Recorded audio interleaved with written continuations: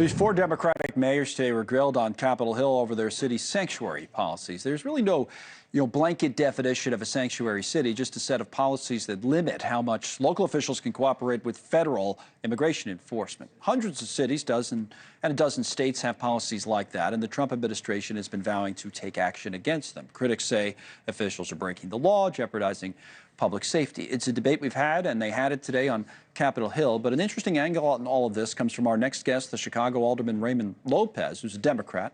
But he has said that he wants the city to cooperate in some ways with President Trump's immigration crackdown. So how and why? So good afternoon, Connell. What I think that we could do in the city of Chicago is very simple. We can be welcoming to those who come here who believe in our national experiment, who believe in our city. But we shouldn't have to give refuge to those who are the most dangerous criminals in our communities and threats to our nation. The fact that we've seen over the last 4 years, nearly 2,000 individuals who are clear and present dangers to our own communities sent here by the Biden and Harris administration is revolting to me and to many Chicagoans.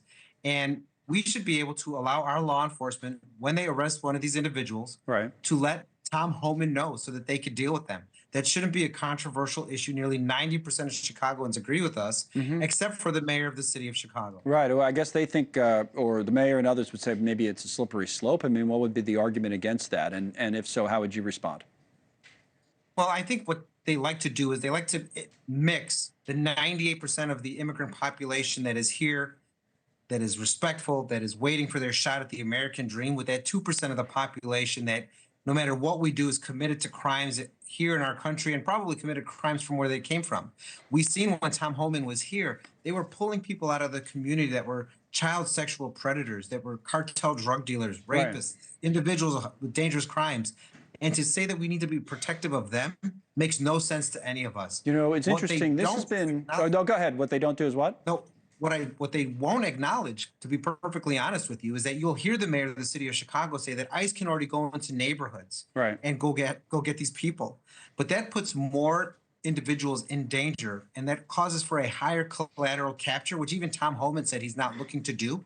So they're really playing chicken with people's lives at the expense of being able to say that they're standing up to Donald Trump. Yeah, we don't hear a lot of Democrats talk like you on this, but some do. It's interesting because this has been an issue for President Trump that's been a very, very strong issue, and maybe part of that is because the Democrats have allowed him to control the narrative on this issue. There's a congressman named Stephen Lynch who spoke out about that and in so many words and said the following. Take a listen.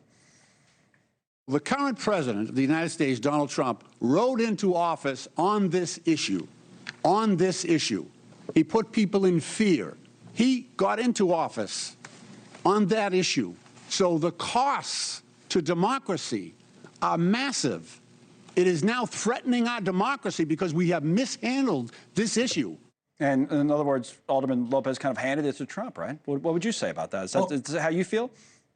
Well, I would say that, yes, Donald Trump did ride into office on this issue and many of the other common sense kitchen table issues that Democrats refused to acknowledge in this last campaign. The Democratic Party as a whole was busy telling people what they should be concerned about and not what their lying eyes were seeing play out in communities all across this nation. And the fact of the matter is that, yes, the Democratic Party at the national level did hand Donald Trump this issue. They refused to address the fact that nearly 20 million people manipulated asylum, were not properly vetted, or oftentimes got away from our own border agents over the last 4 years. That is the crisis that they created, and many people like myself were trying to warn the National Democratic Party that we have to take this seriously, and they refuse to do it. You don't think well, like you say, they refuse. They don't seem to be listening too much, right? Or do you think there is some progress being made? I don't think there's any progress being made by the Democratic Party on this issue. They haven't learned from their mistakes, and more importantly than that, they've completely forgotten about all the long-term undocumented that were already here, primarily those from Mexico, who they promised through DACA, the Dreamers, that they were going to create a path for citizenship, and forgot about them completely the moment the Venezuelans arrived. All right, Congressman Alderman Lopez, thank you. I was thinking of the Congress before we were talking about it.